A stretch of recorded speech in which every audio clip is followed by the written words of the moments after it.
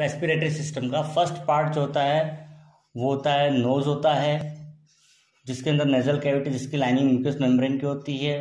वो कंटिन्यूस जो होता है वो फेरिंग्स से होता है, जो फनल शेप का स्ट्रक्चर होता है और उसकी लाइनिंग भी म्यूकस मेम्ब्रेन की होती है। इस फेरिंग जो होता है वो कंटिन्यूस होता है वॉइस बॉक्स या लैरिंग्स के साथ। इसका मुख्य कार्य जो होता है वो वॉइस प्रोडक्शन का होता है और ये कार्टिलेज का बना होता है। लैरिंग्स जो होता है वो कंटिन्यूस एक कार्टिलेज से रिंग से बनी हुई ट्यूब से कनेक्ट होता है, जिसको ट्रेकिया कहा जाता है।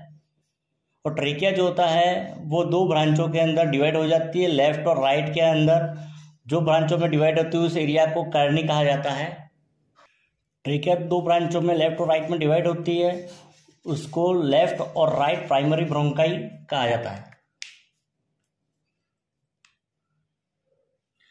लेफ्ट और राइट प्राइमरी ब्रोंकाई जो होते हैं वो कनेक्टिव टिश्यू जो है उससे बने हुए एक स्पंज लाइक स्ट्रक्चर जो है उसके अंदर एंट्री करते हैं।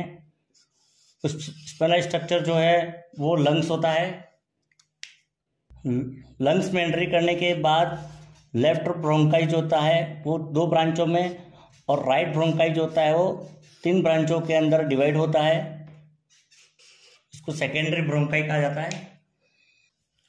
सेकेंडरी ब्रोंकाई लंग्स में एंट्री करने के बाद और ब्रांचों में डिवाइड हो जाते हैं।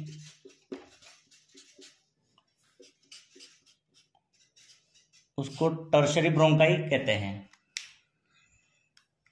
लोब्स में जाने के बाद ये टर्शरी ब्रोंकाई जो होते हैं और छोटे छोटे ब्रोंक्यूल्स के अंदर डिवाइडेड हो जाते हैं। इस ब्रोंक्यूल जो होता है वो छोटी छोटी डक्ट जो होती है उसमें डिवाइड होता है, जिसको एल्वियोलर डक्ट कहते हैं। ईच एल्वियोलर डक्ट जो होता है वो बलून के लाइक स्ट्रक्चर जो होता है स्मॉल, उससे कनेक्ट होता है एल्वियोलाई। और एल्वियोलाई जो होता है वहां पर एक गैसों का एक्सचेंज होता है।